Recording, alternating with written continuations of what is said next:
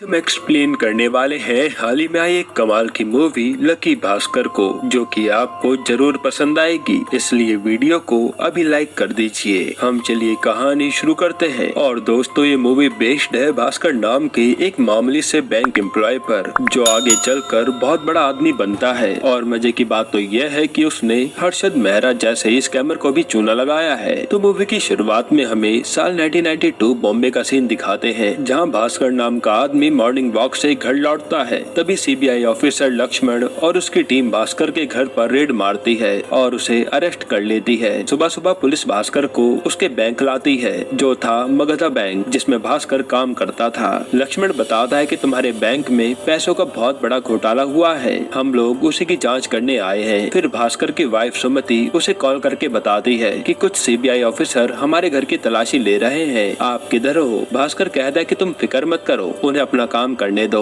इधर बैंक में ऑफिसर्स ने सारी फाइलें बिखेर रखी थी, उनकी इन्वेस्टिगेशन जोरों शोरों पर थी। इसी बीच भास्कर हमें अपने बारे में बताना शुरू करता है। भास्कर मगधा बैंक का एक छोटा सा एम्प्लॉय था, जिसकी सैलरी थी महज 6,000 रूपए। ऊपर से उसने 36,000 का कर्जा भी ले रखा था। भास्कर रोज अपने बजाज स्कूटर पर बैठकर टाइम से बैंक पहुंच जाता और सीनियर्स के दिए सारे कामों को बिल्कुल ईमानदारी से करता, इस उम्मीद में कि किसी दिन उसका भी प्रमोशन होगा, जिससे उसका सारा कर्जा चुकता हो जाएगा। और हाँ, यहाँ गौर करने वाली बात यह है कि उस जमाने में कंप्यूटर्स ज्यादा प्रचलित नहीं थे। बैंक का सारा काम जैसे कि लेजर्स, स्टेटमेंट वगैरह वगैरह एम्प्लॉयज मैन्युअली ही भरा करते थे। फिर कभी 3 महीने या 6 महीनों में सारा डाटा कंप्यूटर में फीड किया जाता था। बैंक के गराज में एक मारुति 800 पड़ी थी। एक शख्स जिसने उस कार का लोन नहीं भरा था, बैंक ने उसकी एक कार जब्त कर ली थी। अब भास्कर रोज उसी मारुति 800 को देखता और मन में सोचता कि एक दिन मेरी भी ऐसी ही कार होगी। यहाँ भास्कर का एक जिगरी दोस्त भी था, सांबा,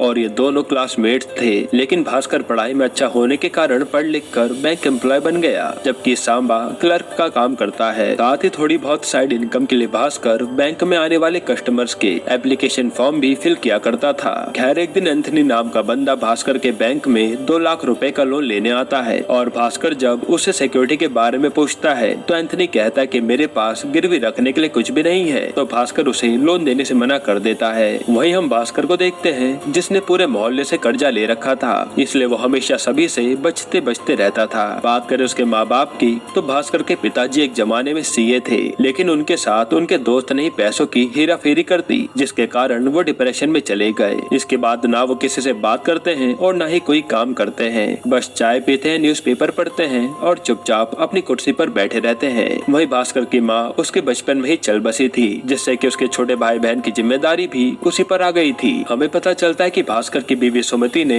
अपने माँ बाप की मर्जी के खिलाफ जाकर उससे लव मैरिज की थी। सुमति के माँ बाप भास्कर की कम सैलरी के कारण उससे बहुत नीची नजरों से देखते थे। सुमति और भास्कर का एक छोटा बेटा भी था, और सुमति का सपना था कि भास्कर बैंक से लोन ले ले ताकि वो अपना अचार का बिजनेस शुरू कर सके। तब भास्कर उसे समझाता है कि पहले पुराना कर्जा चुकता हो जाए, फिर नया कर्जा लेने की सोचेंगे। इन्हीं सब के बीच एंथनी आए दिन भास्कर के पास लोन मांगने आ जाता था। फिर एक दिन एंथनी भास्कर को बताता है कि मलेशिया से इंडिया एक शिप आई है, जिसमें उसने ढेर सारे टीवी मंगवाए हैं। आधी अमाउंट तो उसने पे कर दी है, यानी 2.5 लाख, और बाकी की आधी रकम उसने टीवी की डिलीवरी लेने के बाद पे करने का वादा किया है। एंथनी भास्कर से रिक्वेस्ट करता है कि मुझे 2 लाख रुपए की जरूरत है। जिन लोगों ने मुझे पैसे देने का वादा किया था, वो सब अपनी बात से मुकर गए। इंडिया में वैसे ही टीवी की डिमांड बढ़ती जा रही है, आप मुझे सिर्फ 2 लाख रुपए दे दीजिए, मैं टीवी बेचकर सूद समेत बैंक का लोन चुका दूंगा। अगर अभी मैंने कंपनी वालों को पैसे नहीं दिए तो वो लोग उन टीवी को गिरवी रख देंगे।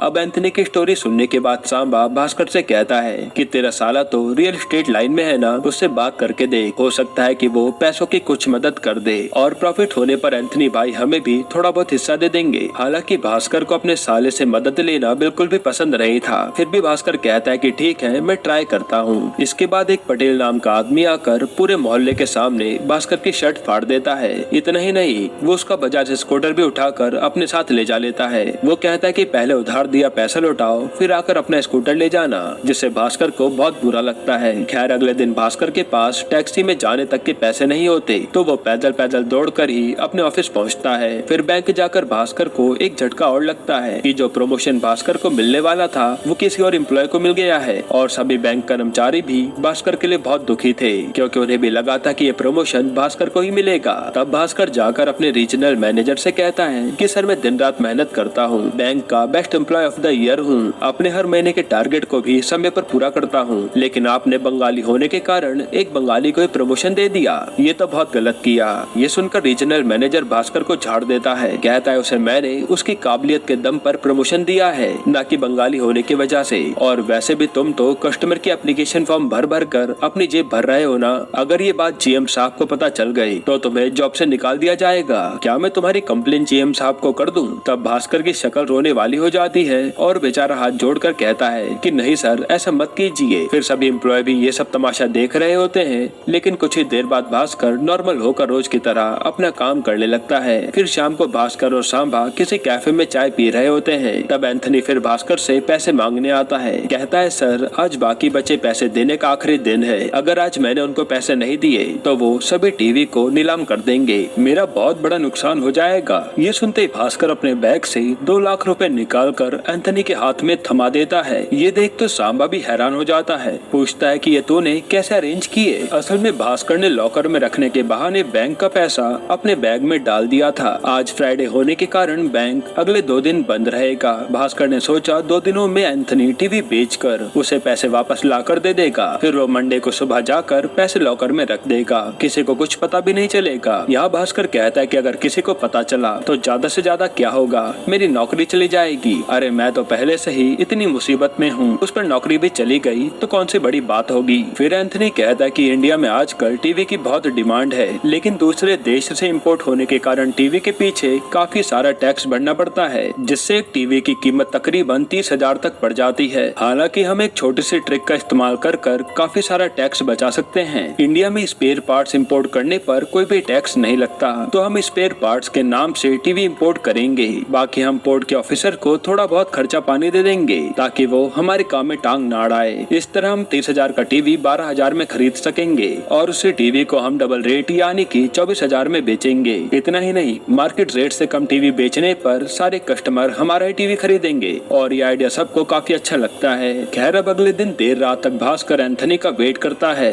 मगर एंथनी पैसे लेकर वापस नहीं लौटता। फिर एंथनी और सांबा भास्कर के पास आते हैं। सांबा मायूस चेहरे के साथ कहता है कि सब खत्म हो गया। तभी एंथनी हंसते हुए भास्कर को कहता है, अरे सर सारे टीवी बिक गए, ये लीजिए आपके 2 लाख रुपए और आपका हिस्सा भी। ये खबर सुन भास्कर बहुत खुश होता है और वो एंथनी को शुक्रिया अदा करता है, वरना उसकी नौकरी और इज्जत दोनों चली जाती। वहीं एंथनी उस पर भरोसा करने के लिए थैंक यू कहता है। फिर मंडे मॉर्निंग भास्कर बैंक जाकर उन 2 लाख को लॉकर में रख देता है। इस दिन के बाद से भास्कर, एंथनी और सांबा तीनों पार्टनर बन गए थे। भास्कर छिपकर बैंक से पैसे निकालकर एंथनी को देता, एंथनी टीवी इंपोर्ट करता और उनके बीच का प्रॉफिट तीनों में बांट देता। रिश्वत के तौर पर वो लोग पोर्ट के ऑफिसर्स को आए दिन छोटी मोटी पार्टीज देते रहते थे ताकि वो लोग भी चुप रहें। ऐसे धीरे धीरे भास्कर का कर्जा भी उतर गया। पर ये देख सुमति भास्कर पर शक करने लगी कि कहीं ये कोई गलत काम तो नहीं कर रहे। तब भास्कर सुमति से बस इतना कहता है कि मैं मेरे दोस्तों के साथ मिलकर बिजनेस कर रहा हूँ। इसके बाद भास्कर धूमधाम से अपने बेटे का बर्थडे सेलिब्रेट करता है। ये देख उसके सभी रिश्तेदार उससे जल जाते हैं। उसी पार्टी में एंथनी सांबा और भास्कर से कहता है कि मेरे बेटे की अमेरिका में जॉब लगी है, वो मुझे अपने पास अमेरिका बुला रहा है। अगर मैं वहाँ चला गया तो मेरा बिजनेस सब बंद हो जाएगा और मुझे उसी की कमाई खानी पड़ेगी। अब तक मैंने जो कुछ भी कमाया सब बेटे की पढ़ाई लिखाई में लगा दिया, अब मेरे पास कोई भी सेविंग नहीं बची। इससे पहले मैं अमेरिका जाऊँ, क्यों न हम एक बड़ी डील करें, प्रॉफिट को तीनों में आपस में बांट देंगे। उन्हीं पैसों से मैं अमेरिका में कोई छोटा मोटा बिजनेस शुरू कर लूंगा। आगे एंथनी बताता है कि इस हफ्ते दुबई से 3 महंगी गाड़ियां आ रही हैं जिनके कोई कागज नहीं है। अगर हम ये 3 गाड़ियां डीलर को बेच दें तो हमारी किस्मत पलट जाएगी, लेकिन इस सौदे के लिए हमें 10 लाख रुपए चाहिए होंगे। और दोस्तों आप सभी जानते हैं कि उस जमाने में 10 लाख रुपए बहुत बड़ी कीमत हुआ करती थी। भास्कर कहता है कि अरे बाप रे, 1-2 लाख रुपए की बात होती तो भी ठीक था, पर 10 लाख रुपए बहुत ज्यादा है, बैंक वालों को शक हो जाएगा। हालांकि बाद में भास्कर का मन बदल जाता है और वो डील के लिए रेडी हो जाता है। फिर भास्कर जैसे तैसे बैंक से 10 लाख रुपए निकाल कर एंथनी को देता है, तो ये लोग पोर्ट पर उन गाड़ियों की डिलीवरी लेने जाते हैं। मगर जब वो लोग गाड़ियां लेकर डीलर के पास आते हैं तो उन्हें पता चलता है कि उस डीलर को तो पुलिस ने किसी और केस में अंदर कर दिया है। ये सुन उन तीनों के होश उड़ जाते हैं। तभी भास्कर के दिमाग में एक आइडिया आता है। वो उन गाड़ियों पर गवर्नमेंट का नंबर प्लेट लगवा देता है। इसके बाद कुछ भिखारियों को नेता बनाकर उन गाड़ियों में बिठा देता है। वही एक बार डांसर को फिल्म एक्ट्रेस बनाकर एक गाड़ी को चेक पोस्ट पार करवाता है। तब पुलिस भी इन्हें VIP छोटी गाड़ियाँ समझकर ज्यादा कुछ नहीं पूछती। फिर उन गाड़ियों को ये लोग गोवा में ले जाकर बहुत अच्छी कीमत पर बेच देते हैं और गोवा से लौटने के बाद एंथनी अमेरिका के लिए रवाना हो जाता है। फिर अगली सुबह भास्कर पैसे लेकर बैंक जाता है, जहाँ वो देखता है कि पुलिस और आरबीआई ऑफिसर पहले से मौजूद हैं। असल में बैंक के रीजनल मैनेजर और रीजनल असिस्टेंट मैनेजर ने मिलकर एक बहुत बड़ा स्कैम किया था। ये देख भास्कर बहुत घबरा जाता है, सोचने लगता है कि इन पैसों को मैं लॉकर में कैसे रखूं। उसी समय जीएम आकर भास्कर से उसके हाथ में पकड़े सूटकेस के बारे में पूछने लगता है। कहता है, भास्कर आज तुम सूटकेस के साथ बैंक क्यों आए हो, इसमें क्या है दिखाओ जरा। भास्कर कहता है कि सर छुट्टी थी ना, तो मैं अपने गाँव चला गया था, वहीं से सीधा बैंक आ रहा हूँ। फिर सूटकेस खोलने पर अंदर से कपड़े निकलते हैं। तब हमें पता चलता है कि जब सभी लोग बैंक से बाहर गए थे, उस समय भास्कर ने मौका देखकर उन पैसों को अपनी जगह पर रख दिया था। खैर सब हो जाने के बाद भास्कर सांबा से कहता है कि अब मैं इस काम को छोड़ दूंगा, ये काम बहुत रिस्की है। वहीं सांबा तो अपनी क्लर्क की नौकरी छोड़कर इसे स्मगलिंग के काम में लग गया था। अब भास्कर के पास उस समय 50 लाख रुपए इकट्ठे हो गए थे। उसमें से उसने अपने लिए गाड़ी खरीदी, बीवी का बिजनेस स्टार्ट करवाया। फिर भास्कर का छोटा भाई उसे आकर बताता है कि भैया मुझे लंदन की यूनिवर्सिटी में सीट मिली है, अगर मैं इंडिया से इंजीनियरिंग करता हूँ तो मेरी सैलरी केवल 5 से 10 हजार रूपए होगी। वही अगर मैं लंदन या अमेरिका से करूँगा तो मुझे महीने का 60,000 रूपए मिलेगा। तब भास्कर खर्चा कर कर अपने भाई को लंदन पढ़ाई के लिए भेज देता है। फिर एक दिन बैंक का चेयरमैन बैंक आता है और भास्कर से कहता है कि रीजनल मैनेजर और रीजनल असिस्टेंट मैनेजर के कारण हमारे बैंक की बहुत बदनामी हुई है, इसलिए मैं अब बैंक में कुछ बदलाव कर रहा हूँ। आज से तुम इस बैंक के असिस्टेंट जनरल मैनेजर हो और तुम्हारी सैलरी होगी 19,000 रूपए। अगर और कुछ भी चाहिए तो बता देना। ये सुन भास्कर की खुशी का कोई ठिकाना नहीं रहता और भास्कर चेयरमैन से उस मारुति 800 की रिक्वेस्ट करता है जो बैंक के गराज में पड़ी थी। तब ये गाड़ी उसे मिल जाती है और वो गाड़ी को खुशी खुशी अपने घर ले आता है। फिर प्रेजेंट में सीबीआई ऑफिसर लक्ष्मण भास्कर का बैंक स्टेटमेंट देख हैरान हो जाता है, क्योंकि भास्कर के बैंक में 100 करोड़ रुपए पड़े थे। लक्ष्मण पूछता है कि एक मामूली बैंक एम्प्लॉय के खाते में इतनी बड़ी रकम कहां से आई। इसके बाद भास्कर कुछ सोचने लगता है और फिल्म फिर से फ्लैशबैक में जाती है, जिस समय चेयरमैन ने भास्कर को जनरल असिस्टेंट मैनेजर बनाया था। तब चेयरमैन ने भास्कर से कहा था कि हमारे बैंक के कुछ वैल्यूएबल कस्टमर्स हैं जो बैंक के लिए बेहद जरूरी हैं। उन्हीं में से एक कस्टमर है हर्षद मेहरा। भास्कर आज से तुम पर्सनली मिस्टर हर्षद मेहरा का अकाउंट हैंडल करोगे, जिस पर भास्कर मान जाता है। फिर अगले दिन हर्षद मेहरा का खास आदमी सूरज बैंक आता है और वो कुछ डॉक्यूमेंट्स को भास्कर को सौंपते हुए कहता है कि ये कटारी बैंक के बीआर पेपर्स हैं। उस समय बैंक का एक पियोन चंदन नाम के एक एम्प्लॉय से पूछता है कि सर ये बीआर का मतलब क्या होता है। चंदन पियोन को बताता है कि जैसे हम बैंक से लोन लेते हैं उसी तरह एक बैंक भी दूसरे बैंक से लोन ले सकता है, मगर आरबीआई के नियम के मुताबिक एक बैंक डायरेक्टली दूसरे बैंक को लोन नहीं देता। दोनों बैंक के बीच एक ब्रोकर का होना जरूरी है। यहाँ हमारी बैंक और कटारी बैंक के बीच हर्षद मेहरा ब्रोकर है। हमारी बैंक हर्षद मेहरा को पैसे देगी और वो कटारी बैंक को पैसे लौटाते वक्त भी यही प्रोसीजर फॉलो होगा और जाहिर सी बात है ब्रोकर होने के नाते हर्षद मेहरा को भी कुछ कमीशन मिलेगा। इसी को बीआर कहते हैं। फिर भास्कर सूरज को बीआर देते हुए कहता है कि इस बार को 2 हफ्तों में क्लियर कर दो। तब सूरज कहता है कि सर इसमें तो थोड़ा टाइम लगेगा और वो भास्कर को रिश्वत देने की कोशिश करता है, लेकिन भास्कर कहता है कि नहीं, 2 हफ्ते मतलब 2 हफ्ते। फिर एक दिन भास्कर हर्षद मेहरा के बैंक स्टेटमेंट चेक कर रहा होता है। तब उसके करोड़ों में ट्रांजैक्शन थे और हाँ, स्टेटमेंट में ये भी साफ था कि भास्कर के बैंक ने हर्षद मेहरा को लोन दिया था, मगर हर्षद ने वो पैसे कटारी बैंक को दिए, ऐसा कोई भी स्टेटमेंट नहीं मिला था। हैरानी की बात तो ये थी कि हर्षद मेहरा ने कटारी बैंक से भी बीआर लिया था, यानी वो दोनों तरफ से पैसे ले रहा था। भास्कर सोच में पड़ जाता है कि दो बैंकों से बीआर लेकर ये आदमी क्या कर रहा है, क्योंकि वो कुछ दिनों बाद वो पैसे लाकर बैंक में लौटा देता था। तब भास्कर अपने तरीके से इस बारे में इन्वेस्टिगेशन करना शुरू करता है। फिर हमें पता चलता है कि हर्षद मेहरा बैंक से बीआर लेकर शेयर मार्केट में इन्वेस्ट करता था। वो किसी भी शेयर को बहुत कम कीमत पर खरीद कर लोगों को उसे खरीदने को कहता कि ये शेयर आगे जाकर बहुत बढ़ेगा। फिर सभी के इन्वेस्ट करने से स्टॉक का प्राइस जब बढ़ जाता तो हर्षद मेहरा उस स्टॉक को बेच देता, तब उसकी वैल्यू फिर से गिर जाती। इसी तरीके से जो भी प्रॉफिट होता वो हर्षद मेहरा खुद रख लेता और बाकी बचे पैसे बैंक को लौटा देता। पहले तो भास्कर ये सब चेयरमैन को बताने की सोचता है, लेकिन इसमें भला उसका क्या फायदा था। तो वह खुद ही सूरज से मिलकर एक डील करता है कि हर्षद मेहरा जब भी किसी बैंक से बीआर लेगा उसे 1% कमीशन भास्कर को देना होगा और हर शेयर को खरीदने और बेचने से पहले उसे भास्कर को इन्फॉर्म करना होगा, ताकि भास्कर भी उन शेयर से फायदा उठा पाए। अब सूरज के पास कोई और चारा नहीं था तो वो झट से उसकी बात मान जाता है, जिसके बाद हर्षद मेहरा ने डील के मुताबिक बैंक से बीआर लेकर भास्कर को 1% दिया। और सवाल सवाल ये था कि इन पैसों को व्हाइट में कैसे बदला जाए। तब एंथनी का एक पुराना साथी था अनवर। भास्कर अनवर से मिलकर उसे इस बारे में बताता है।